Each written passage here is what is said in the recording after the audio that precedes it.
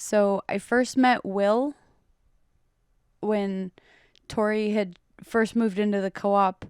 She really hit it off with him. We all went dancing together. So that was the first Will moment that we had. And it was awesome and hilarious. And then the second one, when I had just moved in, I was walking across the backyard, and underneath the oak tree, in the bushes that were there, was a little tiny featherless bird. I took the bird upstairs into my room, and I fed it every hour for the first week. Middle of the night, waking up constantly, just feeding this bird. I had it inside of Kingsley for its first flight. What was its first flight like? Lee was with me, and we just kind of had the bird outside because I kept it in a very small cage, and it kind of took off from the living room across over to where the mail center thing is. I knew that I was taking it for granted because I looked at Lee and his jaw was just like dropped, and he was like, "Did you just see that? Like, that was the first time that bird ever flew." And I was like, "Yeah, birds fly." After that night, I went out and I got it a way bigger cage. The bird could not be set free, and I knew that. I mean, birds are hunters. They're like tiny dinosaurs. And if something else is just feeding it, then you set it free, and it doesn't know about predators. It doesn't know about how to get food.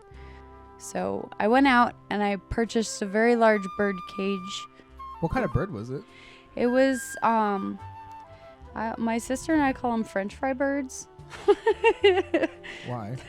Because they're those tiny ones that are always just eating French fries at McDonald's. One night, I was walking across the backyard and I saw that the cage was empty. Little door of the cage was propped open. My heart just hit the floor because I think it was probably about a month at that point that I was feeding this bird constantly and just, making sure that it was alive. It had only just started eating solid food like in the last week.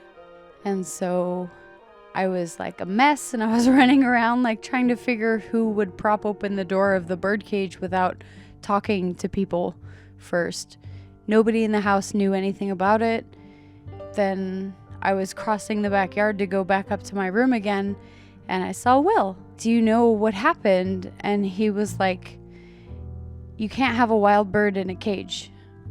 And I just started crying, and I ran up my stairs, and I told Tori what happened. She came downstairs, and she yelled at him, for at least an hour straight. Yeah. Tell the part about the cat. Okay, the best hunter that we knew of, Gigi. Gigi was this beloved cat of the co-op. Tori, when she was yelling at Will, I think Will realized that he should have maybe asked us about wild birds and whether or not it was okay to set them free after they've been hand-fed. And he knew that cat was a definite threat to that little bird. And so immediately, that night, he took Gigi, and this caused conflict as well. This is the whole moral of the story, I suppose, is that animals in the co-op cause conflict. But he took Gigi to his mom's house in Seal Beach, and I think Gigi lasted maybe 1 week or less than that at Lisa's house before Gigi just clawed through the screen and escaped to freedom. That's how Gigi is. So everybody was free in the end.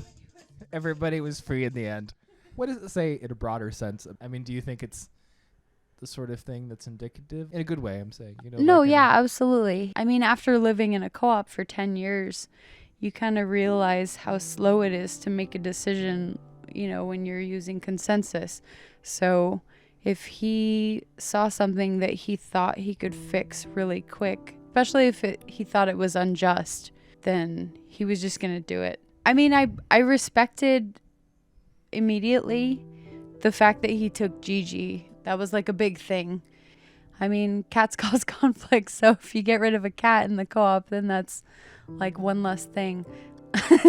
Basically, though, this was just the first of many disagreements that we had, and things just kind of worked themselves out. Neither of us apologized ever at any point for anything that we ever did. Bumped along, and then, one of us would make fun of the other person or something, and then it was fine again, like nothing had happened. So you can have conversations and just like beat them into the ground, but moving past them is the important part. Like if there's any kind of disagreement, and he and I definitely kind of mastered that after a while. What did you admire about Will? That he would always do the dishes, not even like in his own house. He would just walk into any kitchen and just start doing the dishes everywhere. And nobody does the dishes as much as they say they will in the interview, except for that guy.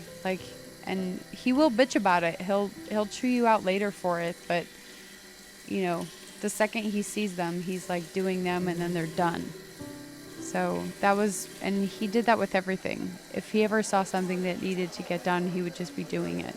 So he wouldn't bitch about people not maintaining their gardens.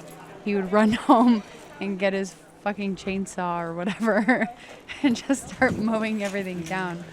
So it was always good to cut him off before you could, because usually he'd go overboard with it. If you don't do what you say you're going to do, he will destroy it. It's definitely a true to life thing, Especially the way he treated the gardens was sort of vindictive. Well, he also just hated plant life. That was his reason for being a vegan. It's not that he loved animals, he just hated plants more. He wanted to consume them. Yeah. What was the bird's name? Did the bird have a name? Bird? You didn't name the bird? No, birds don't have names. Then you didn't care about it, and he was right to let it go.